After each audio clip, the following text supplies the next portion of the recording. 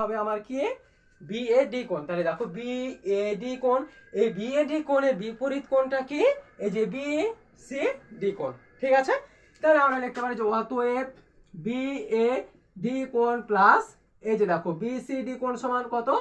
180 degree. কারণ আমরা জানি বৃত্তস্থ চতুর্ভুজের বিপরীত কোণ দ্বয়ের সমষ্টি কত? 180 ডিগ্রি। তাহলে আমার এখানে কোন কোণের মান আছে দেখো, এই যে বিএডি কোণ সমান কত? 95 ডিগ্রি। তাহলে 95 ডিগ্রি আমার বসে গেল, প্লাস বসে গেল এই যে বিসিডি কোণ সমান আমার কত? 180 ডিগ্রি।